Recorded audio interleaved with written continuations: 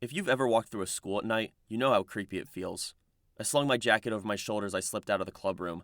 I tried to avoid making any sound as I descended the stairs, acting all ninja-like, and slowly checking every corner before moving on.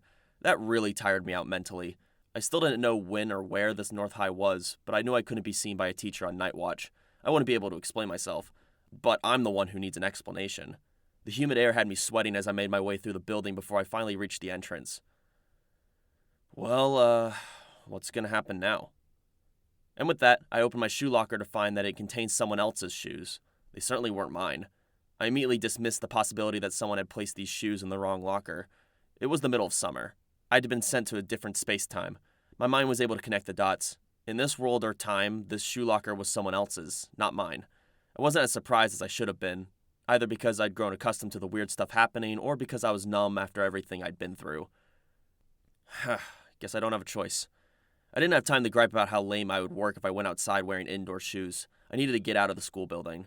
The school building was locked securely at night as expected. I made my way to a nearby window, unlocked it, and opened it very carefully. I could smell grass on the night breeze as I placed my foot on the window frame and jumped through to land on the paved ground. I was near the spot where Haruhi had woken me up when we were in closed space. After 10 seconds of staying still, I made sure no one was watching. I began to move. It was just as hot outside. A smoldering, humid heat that was typical of summer in Japan. I had just come from frigid winter, so my sweat glands were in full gear. I used the winter blazer to wipe the sweat dripping from my face as I headed for the school gate. It was a simple job to climb over the gate while avoiding the iron spikes, which had me thinking about our school's sloppy security. Once I landed outside school grounds, I picked up the jacket I had thrown over beforehand and stared at the stars as I planned my next move. First, I needed to figure out what month, what day, and what time it was. There was a huge difference between being in the past or the future. I figured I might as well start my way down the hill. There should be a convenience store on the way. A high school student bursting into someone's home to ask what day it was would probably be reported to the proper authorities, so I should probably head for a place where I could learn the time and date. I was basically stuck wearing winter clothes and my legs were all sweaty, which made those long pants very uncomfortable. I really hated the inventor of polyester at this point. Besides, this uniform didn't feel that warm in the winter. Seriously, this was one half-assed uniform. This line of thought suggested that my mind had recovered its ability to function properly.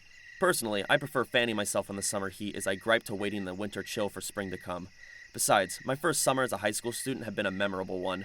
Though I'd been exhausted, drained, and disgusted at times, in retrospect, they'd all been pleasant experiences. I even got to see Asahina in a swimsuit. The SOS Brigade hasn't done any winter activities yet.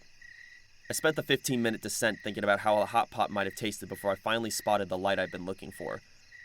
The convenience store I occasionally dropped by on my way home to buy a snack, so I could at least be sure that I was sent to a time that wasn't before the store first opened or after it went out of business.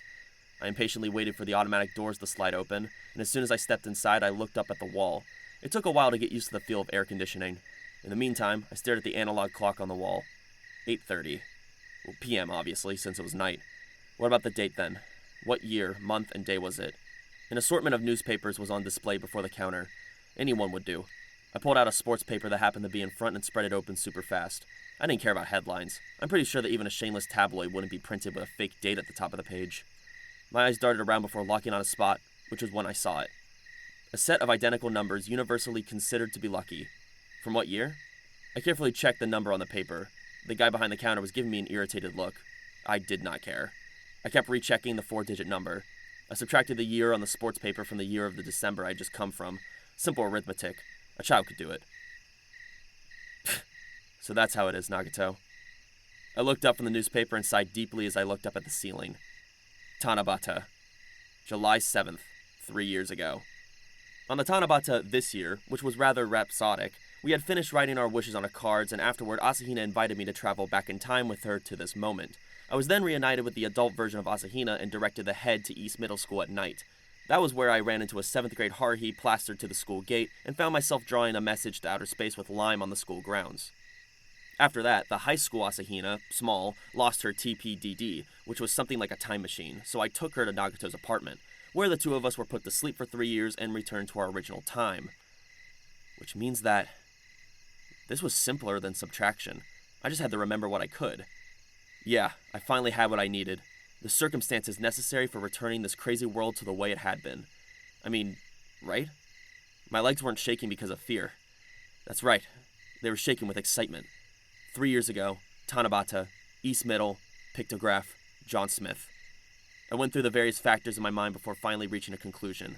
A simple and clear conclusion. I'll say it again. Which means that they will be here. The enthralling and voluptuous adult Asahina Big, and Yuki Nagato in standby mode. There were 2 people in this time that could give me help. I instantly dropped the newspaper and shot out of the convenience store. Then I began to think as I ran. During my first trip 3 years ago, Asahina had said that it was around 9 p.m. when I woke up on the bench in the park in front of Kyon Station. I could make it there in 30 minutes if I ran. The problem would be if the changes to this world had affected this time as well. If that was the case, I couldn't possibly be here. I absolutely had to make contact with Asahina Big, or Nagato in her apartment. Or both, possibly. Which meant that there were 2 places I needed to go, but for now, I should just head there. I could go to find Nagato in her apartment later, but I'd only be able to find Asahina Big at that time and place. The grown-up Asahina, who was dressed like a teacher. The future Asahina, who gave me the Snow White hint before leaving immediately afterward. I could still remember, as though it happened yesterday, her poking of the cheek and the smiling beauty Asahina small with a smile on her face. The Asahina would be able to recognize me. I'm sure of it. The park wasn't very far from the station, yet there were barely any people passing by. Maybe because it was at night. That would be why it was such a convenient place for suspicious people who pop out after dark. Like a mecca for weirdos. That's how I felt on that Tanabata. I still feel that same way. I couldn't make my appearance just yet, so I walked along the concrete wall to try to blend into the night. Though the wall itself was only waist high, there was a wire screen that went up to my head or so. Still, there were trees and bushes all around it that was simple enough to find a place and hide. If not even during the day. In fact, I should be more concerned about any people walking behind me giving me funny looks. I tried to remember the location of the bench I had woken up on as I moved along the wall. I needed to find a suitable spot.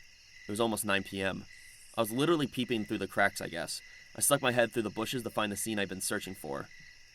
It was like watching myself act in a movie, or some kind of dream where I had a third-person perspective. This is weird. The bench, under the light from the lamppost, stood out in the darkness as though it was a spotlight. Even from this far away, there was no mistaking it. Both people were wearing North High uniforms. Everything was just as I remembered. Asahina and I from the past were right there. That version of me was lying on the bench asleep with his head on Asahina's lap. I'd be lying if I were to say that any dream I had in this situation was PG. My head was resting on the most valuable item on the planet. If that didn't lead to a healthy respite, there would be no such thing as sound sleep in this world. Asahina was peering into my face, which had been resting on her thigh, as she blew into my ear and tugged at it. Lucky bastard. Wait, that's me. For a moment I was tempted to drag me out of there so I could take his place, but I suppressed that urge.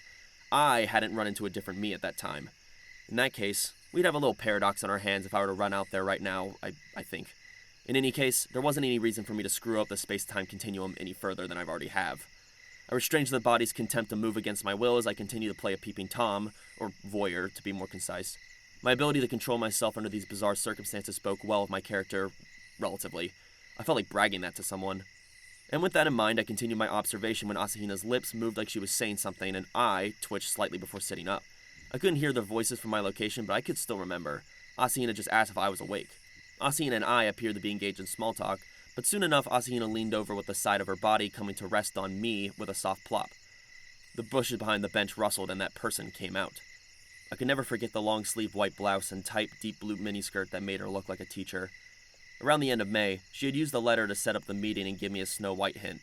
She also told me the location of the star-shaped mole.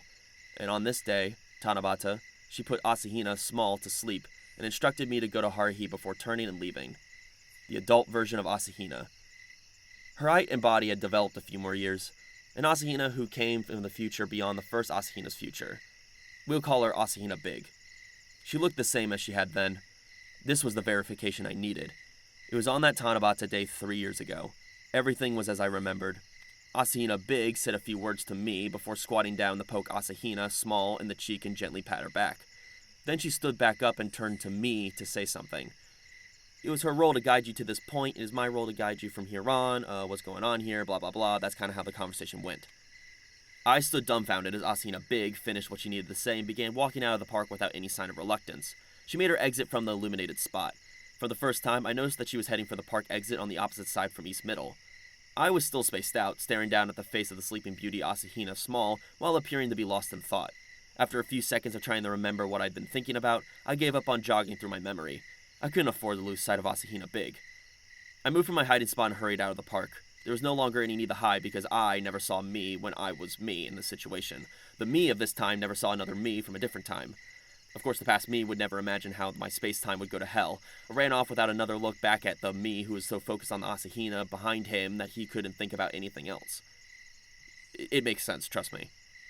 I turned the corner of the park to find her standing about 100 meters ahead of me. She was walking with her back to me. Her high heels were clicking in a measured beat. She didn't seem to be in a hurry, but unfortunately, I was. Everything I'd gone to this point would be for nothing if I lost sight of her. I began to run again. As I closed in, I could see her beautiful arms and legs sway in the wind. From behind, I could tell that it was definitely her. I quickly caught up and called out, "Asahina!" She froze. The soft tapping from her heels stopped. Her soft chestnut hair blew across her back. It was like everything was moving in slow motion. She turned around gradually. I tried to predict what she would say. The answer was not what I was expecting. "Good evening, Kyon." She greeted me with a captivating smile on her face, just as beautiful as I remembered. "I haven't seen you in a while." The adult version of Asahina winked as she said that. It had been a little over 5 months since I'd seen that smile. Asahina Big had a look on her face like a child breathing a sigh of relief. "Still, I'm glad that we were able to meet here. I was a little worried. After all, I couldn't be sure that I made any mistakes. I still screw up all the time," Asahina said as she stuck out her tongue adorably. That gesture was lovely enough to make me melt, but I'd lose everything if I gave in now. This Asahina knew what I needed to do next. I did my best to hold back my flapping tongue. "Asahina, you knew that I'd be back. You knew that I'd return to this world, didn't you?" "Yes," Asahina said, "since it was established information." "You were the one who arranged for the small Asahina and me to go back 3 years to this time on Tanabata. In other words, right now." "Yes, it was absolutely necessary. Otherwise you wouldn't be here now, right?" If I hadn't drawn the geoglyph on East Middle School grounds, I never would have named myself to the 7th grade Haruhi as John Smith. Naturally, the freshman Haruhi at Kyon Academy wouldn't have recognized the name, which meant that I wouldn't have been able to find a link, since there had been absolutely nothing to connect to Haruhi and me, and as a result, the 5 of us wouldn't have assembled the club room to escape the program, which wouldn't have done its thing. Holy shit. This was when a question came up. The other John Smith. It couldn't be. "It was you, Kyon. The present you." Asahina Big smiled at me like a white rose. "It's rather tiring to talk while standing. Why don't we go find a place to sit down? We still have time." Her smile and words held enough power to dispel the shroud of unease and confusion surrounding me. If Asahina Big was here, the future still existed. And it wasn't a future that had just gone out of whack on the 18th. It was the future where I and the Haruhi and Asahina I knew belonged. It was going to be okay. I now felt confident enough to calm down. She continued to bolster that confidence. "It is my role to guide you from here on. However, after that, you'll be on your own. I can only follow your lead." And then she shut one eye, the perfect wink that almost sent me to my knees. We went back to the park and sat down on the bench where Asahina Small and I had been sitting. Before we sat down, Asahina Big gently caressed the bench as though it was an ancestral relic, which left me feeling solemn as I sat down.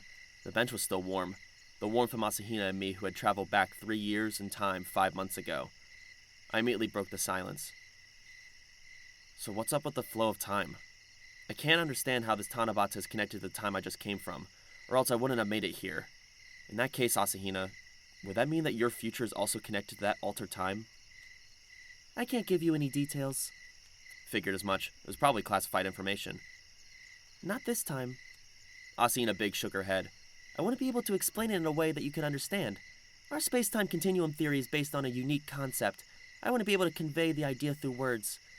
Do you remember when I first confessed my true identity?"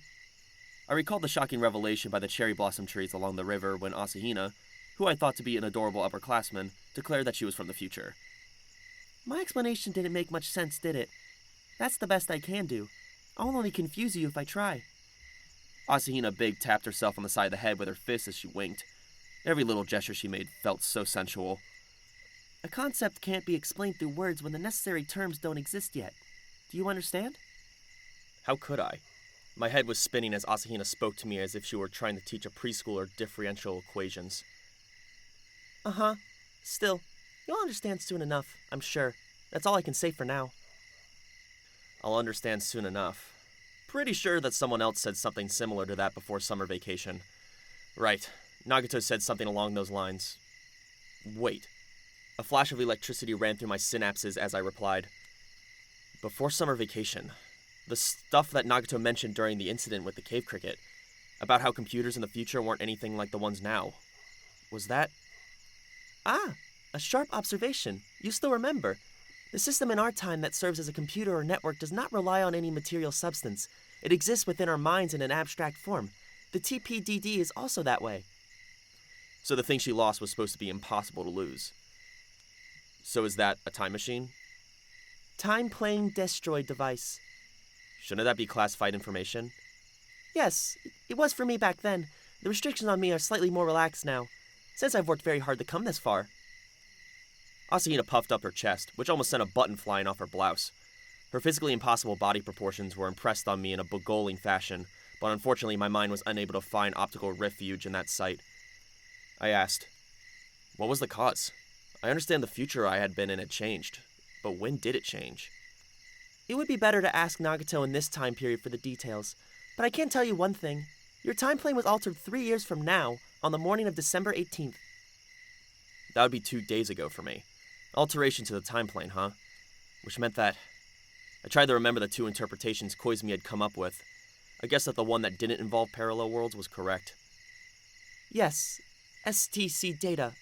The entire world was changed overnight. Only your memories remained untouched. It was an incredible timequake that could be observed from the distant future. It wasn't that I had no interest in technical terms like STC or timequake, but I didn't have time to waste on trivial matters. There were other more pressing questions to deal with. If you were waiting for me, Asahina, does that mean you'll also be dealing with the disaster that has befallen my future? I cannot deal with it alone, she replied with a glum look on her face. We need Nagato's help. And you also have to be with us. Who's responsible for this? I'm guessing it was Haruhi. It wasn't. Asahina's smile faded as she continued in a soft voice. It wasn't Suzumiya. Someone else was responsible for this. A new character? Some freak who came crashing from another dimension? No. Asahina almost sounded wistful as she interrupted me. It was someone you know well. Asahina checked her watch and noted that we still had some time, so she began reminiscing about the SOS Brigade. In any case, less than a year had passed, but I got the impression that it had been many years for her. Starting with Haruhi carrying her away in the club room, forcing her to dress up like a bunny girl, the wishes on Tanabata, the murder show on the island, wearing a summer kimono in the bond dance, doing summer homework with everyone else in the brigade, filming the movie. Asahina began talking more slowly as she reached the parts that were still fresh in my mind. I was waiting for her to accidentally reveal a story that would be my future, but this Asahina was cautious. Our conversation was limited to minor chit-chat. It was quite an ordeal, but they're all fond memories. And after that final observation, Asahina shut her mouth. She continued to stare at me in silence. I was wondering if I should make an appropriate comment when something soft and warm landed on my shoulder. It was the head belonging to Asahina, but I couldn't even imagine what this action was supposed to mean, as the body pressing against mine was certainly worth its weight in gold, and my mind was a total mess because the sweet fragrance and sensation were incapacitating me. I could feel the soft warmth of her body through the cloth of the shirt. What was she trying to say? Was she trying to sense something from my body? Asahina had her eyes shut as she leaned her face into my shoulder and her lips moved without making a sound. She was saying something inaudibly. I wonder what. No way, I thought in a daze. Don't tell me that this Asahina is gonna fall asleep and then another Asahina will show up from behind to confuse me with some even more weirder talk. And then I just have to keep running into Asahinas from different times forever. No, I'm starting to think in circles like laundry spinning around in a dryer. Hey, what am I doing here? Somebody tell me. Asahina was nestled against me for about a minute. She smiled as though she was reading my thoughts. It's almost time. Let's go. She stood up as though nothing had happened. Sadly, I had returned to my senses. That's right, I needed to go. Where though? To my second destination. Asahina's wristwatch told me that it was a little before 10 p.m. That would be after I had finished defacing East Middle's school grounds with the 7th grade Haruhi and dragged a weeping Asahina to Nagato's apartment, around the time when I had my time frozen. I needed to talk to Nagato for help again. But first, Asahina said as a heartwarming smile hid her face like a starry sky, there's something else you must do, right? We left the park and soon found ourselves inside a residential area. I followed Asahina's cue and headed down the alley. I could see a small shadow marching in at the end of the dark street. The thin arms and legs that extended her t-shirt and shorts swished around with her somewhat long hair as she walked. "Hey!" I could see the short shadow and t-shirt shorts turn around in the distance. Once I was sure that she had seen me, I cupped my hands like a megaphone and shouted, long enough to blow off some steam. "Cheers to saving the world by overloading it with fun with John Smith!" The 7th grade girl appeared to be staring my way before turning in a huff and stomping off. She must have thought that there wasn't any hurry, since she'd be able to find me at North High later on, which is why she walked away without any hesitation. As I watched her somewhat long black hair depart, I added in a soft voice, "Please remember the name John Smith, Haruhi." I prayed from the bottom of my heart to a 12-year-old Haruhi, a Haruhi that would continue to run wild at East Middle. Please don't forget that I was here.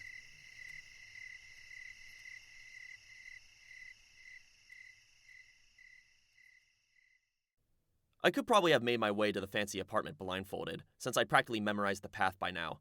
Asahina was walking behind me to the side in a subdued manner as I looked up at the brand new building I had just visited around 20 hours ago. Big Asahina seemed to be hiding her nice body behind me as though she was expecting someone to show up. Kyon, I have a favor to ask. I had no reason to turn down her pleas. I wasn't cruel enough to ignore a request from any Asahina from any time.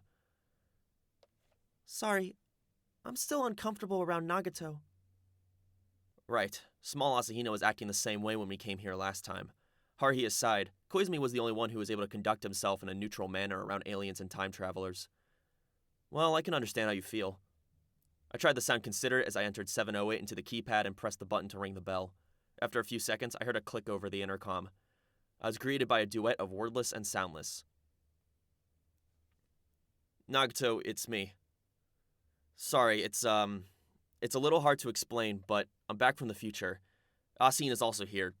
The grown-up one. Yeah, her time-divergent variant, wasn't it? Look, I need your help. Or actually, the future you sent me here. Asin and I should be up there, asleep in your guest room with our time frozen." There was a click as the entrance was unlocked. "Come in." The sound of Nagato's voice through the intercom was comforting to hear. It was her usual flat voice, cool and soft. There seemed to be a subtle twinge of wonder and surprise mixed in, but that was probably just my imagination. The sky was the limit once Nagato took over. She'll be able to do something about this situation, or I'm fucked. Asina's fingers were hooked onto my belt, and she appeared as nervous as if she was walking on a fence in high heels. The elevator doors opened and inhaled us before heading up. To the now familiar room 708. There was a doorbell, but I wasn't in the mood. I knocked on the door without a word. I couldn't sense anybody on the other side, but the metal door soon opened. A small speckled face peeked through the crack on the door. She stared at me and swiveled her hair to focus on Asahina before returning her gaze to me. The empty reaction with no expression on her face or words spoken almost made me want to beg her to say something. Anything at all. This was vintage Nagato. The Nagato when we first met. The one that had been aloof back during spring. The one I had asked for help 3 years ago. "May we come in?" After a moment of silent thought, Nagato's chin dipped about a millimeter and she retreated into the room. I'm guessing that's a yes. I turned to the tense beauty behind me. "Let's go, Asahina." Yes, you're right. It should be fine. She sounded like she was trying to reassure herself. Still, how many times have I entered this room? 4 times in total, but only twice if I counted chronologically. My sense of time was a train wreck. I was surprised that my biological clock hadn't gone haywire yet. My body should have collapsed after jumping from winter to summer and then going back in time 3 years twice. But everything was functioning normally for now. In fact, I was tempted to say that my mind had never been clearer. Maybe because I'd gotten used to it? Maybe after going through all those surreal experiences, I managed to fry the nerves that recognized what was normal. Nagato's room was just empty as I remembered, without any signs of being inhabited. Just the way it had been 3 years ago. Just the way it had been when I first visited back in May. I was able to relax because this Yuki Nagato was the one I knew. No expression on her face, no emotion shown. A completely infallible alien who never acted confused. I took off my shoes and made my way through the narrow hallway to reach the living room. Nagato was waiting there, standing all alone with her eyes fixed on Asahina and me in silence. Even if she was surprised, I wouldn't be able to tell by looking at her face. It was possible that this Nagato saw me visit from the future on a regular basis, though I doubt that I'll be traveling through time to this day that many times. "We don't need to introduce ourselves, right?" Nagato had yet to sit down, so Asahina and I also remained standing. "This is the adult version of Asahina. You've met her before," I said before remembering that wouldn't happen for another 3 years. "Well, I mean, I guess you're going to meet her. Yeah, she's definitely Asahina, so it's fine. Nagato stared at Asahina the way you'd stare at a math problem on the SAT, and her eyes drifted toward the guest room before returning to stare at the well-endowed body hiding behind me. Understood. She nodded without a single hair moving. As I followed Nagato's gaze, I couldn't help finding myself drawn to that special partitioned-off room next to the living room. Can I open it? I pointed to the guest room, and Nagato shook her head. It will not open. The room structure had been frozen along with time. That brought on a mixture of regret and relief. I felt a warm breath on the back of my neck. Asahina had let out a soft sigh. She apparently felt the same way I did. I wonder how Asahina would feel if she saw herself sleeping next to me. I was tempted to ask, but I needed to explain the situation first. Nagato, sorry for bothering you again, but could you at least hear me out? How much had the me in the adjacent room told her? The history of the SOS Brigade up until the Tanabata fiasco. Then I simply needed to pick up from there. A tale spinning about half a year or so, which started from the spring of melancholy, led from a parade of activities in the alleviating Haruhi's boredom, and concluded with the film shooting that forced me to sigh. Yes, you were also there, Nagato. You were a big help at times, though you also gave me a few scares, until 2 days ago. For some reason, none of that ever happened, which is why I came here, with the help of Nagato-made emergency escape program. It would have taken a few hours to explain if I went into detail, so I gave her the same digest I'd given Haruhi, skipped over the nitty-gritty stuff and gave her the general storyline. That should be enough for her. The proof of the pudding is in the eating, so I took the bookmark from my pocket. I feel like I was handing a talisman to a ghost as I showed it to Nagato. Nagato took the bookmark in her fingertips and ignored the illustration of the flower as her eyes fell on the writing on the back. Her scrutiny was what I expected from an archaeologist who had just dug up an LCD TV from the Cretaceous period. I had no idea how long she was going to stare at the thing, so I interrupted her inspection with a question. What do we do? I believe that we should normalize this abnormal space-time. Asahina's voice sounded as nervous as if she was confessing her love to the man of her dreams. Asahina had a tendency to act like a nervous wreck around Nagato, and it seemed as though it hadn't changed years later. That was the impression I got. Nagato, we need your help. You're the only one who can restore this altered time plane. Please. Asahina had her hands clasped together and her eyes shut tight, as though she was praying at a shrine. I'll join in the prayer to the great goddess Nagato. Return the world to the one where Asahina would make tea for us in the club room, which I would savor while playing a board game with Koizumi, and you would be sitting as still as a statue next to us reading a book until Haruhi came flying through the door. That was my wish. Nagato looked up from the bookmark to stare at my empty space with earnest eyes. I could understand why Asahina was so nervous. We had no chance of winning if Nagato disagreed. Was there anybody in this world who could stand against Nagato? Maybe Haruhi. We couldn't hear any outside noise in the soundproof department room. Nagato's eyes met mine, a gesture of acceptance. The one where her chin moved a few millimeters. Confirming, Nagato said, shutting her eyes before I could ask what she was confirming. Her eyes immediately reopened as she turned eyes the color of night toward me. Unable to synchronize. Another short phrase as she stared at me. Her face looked slightly different, and it probably wasn't an optical illusion. This face was the product of everything that had happened since spring and over the summer. Koizumi had also noticed. The culmination of all the minuscule changes of Nagato's expression since we first met. However, this wasn't how Nagato had been by wintertime. I am unable to access that time continuum. The system is equipped with a protection that selectively rejects any requests. I didn't understand what she meant, but I was pretty worried. Hey, hold on a sec. Don't tell me there's nothing you can do. Nagato paid no heed to my fears. But the situation has been understood. Restoration is possible.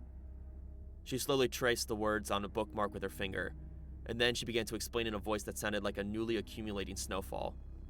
The party responsible for the space-time alteration manipulated Haruhi Suzumiya's data creation ability to partially transform the data composition of the world. The soft voice I was used to hearing. It soothed my heart the way a music box tune soothed me as a baby. As a result, Haruhi Suzumiya was left powerless after the alteration. She no longer had the power to create data. The data overmind does not exist in that space-time. I didn't get it, but that sounded pretty ominous, since the past had been rewritten for every person around Haruhi except me. An all-girls school had been turned into a co-ed one. A number of North High students had been shifted to that school. All related parties had their memories altered accordingly. The members of the agency, Nagato the alien, and Asahina the time traveler were all living different lives. Asakura was back in action, and Haruhi had been erased from the memories of the students at North High. Asakura had been added in and Haruhi taken out. Even Nagato's boss was gone. What a mess. The power stolen from Haruhi Suzumiya allowed the perpetrator to modify 365 days worth of memory data. So the period from December of last year, going by my original time, to December 17th of the current year had been modified. The Tanabata 3 years earlier, which would be today, had been left untouched. Now there's a lifesaver. I only made it this far because Haruhi still remembered what happened on Tanabata. Still, who was the fool who did something as stupid as Haruhi would do? Nagato was still staring at me. Restoring the world will require traveling to December 18th 3 years from now and running a repair program immediately after the perpetrator alters space-time. So you're gonna travel through time with us? Since you're the one who's doing the repairing. I cannot go. Why not? Because, Nagato answered as she pointed to the guest room, I cannot leave them. Her explanation was that she couldn't leave this space-time while keeping time frozen for Asahina and me, sleeping in the next room. Nagato continued like an announcer. Emergency mode. So what are we supposed to do? I asked, feeling a little anxious. Mixing. As usual, she failed to make any sense. Nagato slowly removed her glasses and held them in both hands. The glasses then levitated above her palms, as though they were being held up by invisible strings. If this had been a normal person, there probably would have been invisible strings involved, but I shouldn't have to tell you that Nagato doesn't do normal. The lenses and frame twisted into a weird whirlpool for a moment before the glasses transformed into something completely different, a shape I recognized, one that most people would prefer to avoid, a tool that humans instinctively feared. I hesitantly offered my view. That's a syringe. Yes. It was filled with a colorless, transparent liquid. What was I supposed to do with that? And to whom? Inject the repair program into the perpetrator. I glanced at the sharp needle protruding from the syringe before reflexively looking away. Isn't there a more peaceful way to go about this? I'm sorry to say that I'm not licensed for any of that stuff. It might get ugly if I hit the wrong spot. Nagato turned to the syringe clenched in her hands with the eyes of a color of a powered-off LCD screen. I see. Her hands opened to reveal the syringe swirling into something else. I recognized the shape and gulped. That's a dangerous item you got there. It was a handgun this time. However, the barrel was specifically small and appeared to be stainless steel. Nagato offered the shiny metallic model gun-like pistol to me. Probability of success remains high through clothing, but a direct discharge to the skin is preferred. What about the bullets? Don't tell me you're using live ammunition. Going by the appearance of the fake-looking gun, they're either aluminum or plastic. Needle gun. The program has been applied to the tip of the needle. Mentally more acceptable than a giant syringe. I took the gun and was surprised by how light it was. By the way, I finally asked the question I'd been avoiding. Who's responsible? Who changed the world? Who besides Haruhi could it be? Tell me. I could hear Asahina sigh softly. Nagato's lips parted as she nonchalantly told me that person's name.